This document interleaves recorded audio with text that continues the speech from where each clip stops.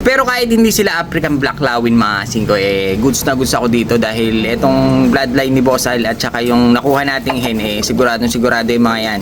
Yung hen nga pala, nailaro yan ng MMFC, may sensor yan mga singko, kung hindi nyo na itatanong.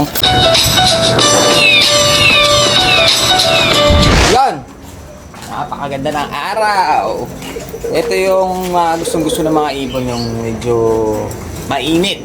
Singko kaya sa mga Middle East, maganda na mga breeding nila dahil maganda yung klima, mainit. Ang ayaw nila, sa tingin ko, ayaw nila ng maulan, yung dire-diretso. Okay lang yung maulan na sakto lang.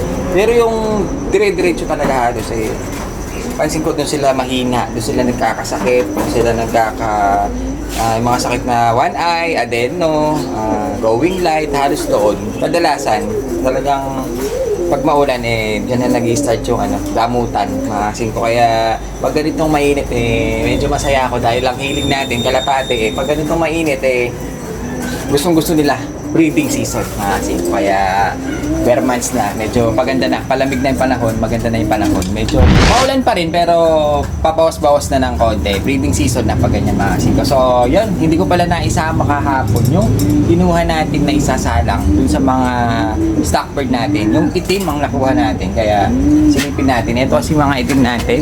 Pinarisan ko siya ng itim din, singko. Ito yung babae, kaso yung babae sakto naman naglugon.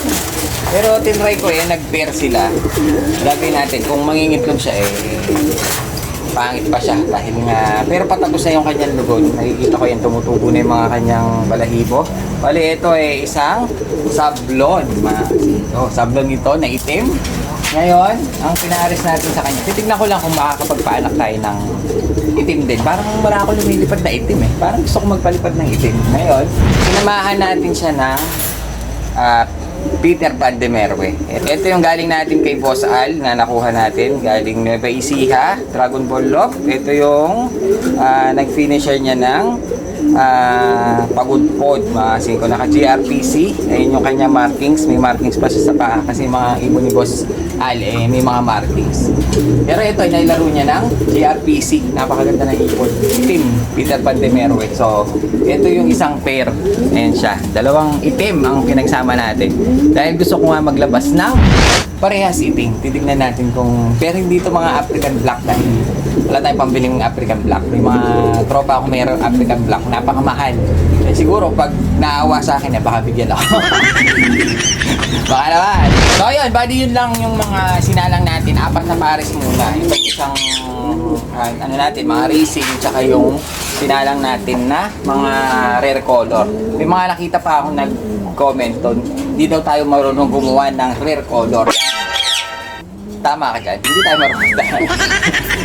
Kaya ginagawa ko, nagpaparis-paris lang ako. Medyo natutuwa lang ako sa kulay nila. Hindi ko naman kailangan ng rare na rare, mga ito. Gusto ko lang mag-breed, gusto ko lang. Kasi mga laruan lang natin yan Pero yung mga magagaling, sa inyo na yung galing. Sa akin na lang, nag-e-enjoy lang ako dito. Dahil nga, tingnan nyo naman, ang gaganda ng mga kulay nila. Hindi ko kailangan gumawa ng mga rare color. Maganda kung may rare color ka. Kaso, siyempre, ang hirap kasi gumawa. Yung develop, yung panahon, yung oras, mga singko, sa inyo na yun. So, bali, may kulang po pala tayo dito na isang butas. Nag-iisip pa ako kung sinong gusto kong isalang. Mas gusto ko sana hindi off color. Gusto kong blue bar checker. Kaya, baka hanap ako ng isang pares na blue bar checker. Yun lang ang gusto kong magkaroon, mga singko. Yung itim kasi wala pa ako, kaya itim ang sinalang natin. Dito, nag-iisip pa ako kung anong isasalang natin na medyo maganda-ganda. Kaya naman, silipin na rin natin. Maganda yung panahon Dahil mamaya, baka biglang umulan, hindi tayo makapag-video. Silipin natin yung mga dinala ng tropa. Ilan lang naman piraso to, pero karamihan dito, club ring. Kasi mga tropa pips natin dito, napapansin ko, kahit na blue bar, checker, basta naka-club, gustong-gusto nila. Lalo na yung mga naka-club dito, parang ibang lugar, parang hindi Tarlac. Pero konti lang. Meron tayo dito, ito, blue bar, na walang buntot. Mukhang nahuli lang ito. Kasi commercial lang naman. Commercial lang ito. Ngayon, meron tayo dito isang red bar, mga singko, na wala rin buntot. Ba't tinatanggal yung buntot, mga singko? Pero naka-club ito ng Tarlac lang. ADS. Hindi ko alam kung gumagana pa yung ADS na yan. Kung active pa yung kanilang club o wala na. Tapos, meron tayo ditong isang blue check. Ayan o, blue check na babae. Nakaklab din siya ng LPHA. Tapos meron tayong off color, mga paborito ng bata. Ayun o. Club ring din, PHA, commercial. Tapos meron tayo dito isang ganda na kulay o. Gray cell na tignan mo, nakatikos yung kanyang balahibo. Ayun o. Medyo nakatikos yung kanyang balahibo. Medyo may kilabot siya. Nakakilabot siguro to naka-MDRPC. Tapos, ito maganda to. Blue check siya na may konting, wala siyang white flight, pero yung mukha niya ay may konting puti. Ayun o. Tapos naka-club ring din siya ng TCRPC. Ang tagal na club nito TCRPC, baka nakasuksok lang ito. Kasi ang tagal na nun, kumbaga matanda na yan. Kung sa kanya yan, mga 5. So, yun lang. Konti lang naman yung dinala ng tropa. Tapos meron pa tayo dito isang blue-white flight na babae, PHA, na may inner. Konti lang yan. Dahil konti lang yung kailangan natin na ibon para dun sa pwesto. Dahil ang dami pa. Walang nabili. Mauna kasi. Ngayon lang gumanda pala ako. Yun, singko. Silipin natin sila ng mas malapitan para makita nyo yung medyo close-up na konti. Para makita nyo yung gaano kapangit yung mga ibon natin. Simulan natin dito sa babae. Kasi ito yung hen, mga singko, makikita nyo, hinawakan na natin siya kanina. Kaso, hindi. Parang may nakaipit sa kanya. Parang may nakaipit. Parang may pa-shoutout na naman tayo. Tignan lang natin. Whoop! May naipit. Hirap nito. So ayun, dahil naipit siya sa ating end, bago natin silipin ng close-up, shoutout muna natin to dahil nga nagpakita na sa atin. Shoutout kay Francis Soriano, kay Juvirex R. Orlino ng Gensan. Nakakalayo. Gensan. Tapos shoutout natin si Dexter Rivera from Quezon Province. Kay Speedy Pigeon Loft, napakabilis siguro ng mga ibon nito. Shoutout sa iyo. Kay Edgar De La Cruz ng San Mateo. At saka kay Gerald Arena. Shoutout sa iyo. At last na natin si Marco Ronquillo. Shoutout sa inyo. So yun, silipin na natin close up. Yun, bali ito yung bagong salang natin, mga singko. Ito yung hen, tingnan nyo, medyo may poknat pa siya dahil nga naglagas yung kanyang balahibo.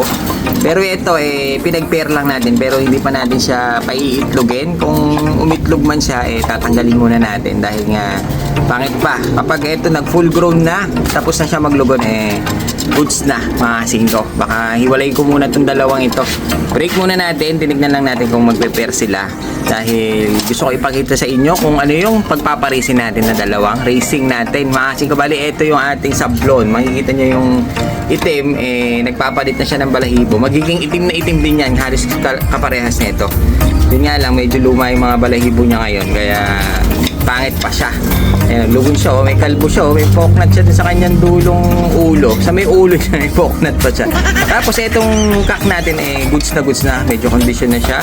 Napakaganda niya, isang Peter Van de Merwe, kak na kak, at black na black. So parang jet black ang dating nito. Ang ganda nito, Peter Van de Merwe, Reiso. Ito yung nakuha natin kay Boss Al. Medyo mailap yung ibon Ayaw niyang humarap mga singko. Pogi pa naman nito. Pero, mailap siya. Ito nakuha natin kay Dragon Ball Loft. Finisher ng pagudpod. Bali, dito natin siya kapanggain. Dahil silang dalawa lang itim natin. Meron pa akong isang itim dun sa, kaso lalaki. Parang mas gusto ko itong kak na ito. Mga singko.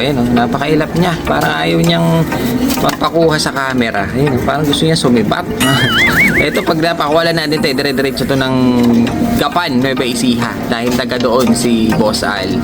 Yan, nakalaro yan ng GRPC. Ayun, humarap din siya. Tingnan nyo naman, mga singko, kung gaano kapogi. Napakaganda nitong kak na to. Bali silang dalawa ang pagpepere natin. Bali sila ang pagpepere natin dahil nga silang dalawa lang ang meron tayong black. Gusto ko magpalabas ng mga itim. Dahil parang ang ganda nilang lumilipad pag pure black. Sana maglabas ng itim, mga singko. Dahil nga itong natin hindi ko alam kung talagang mga itim ang lahi niya. Pag nag-throwback, mag-iiba ang kulay. Pero sana at parehas itim sila, sana maghanap ng itim sa atin. Napakaganda nila, mga singko.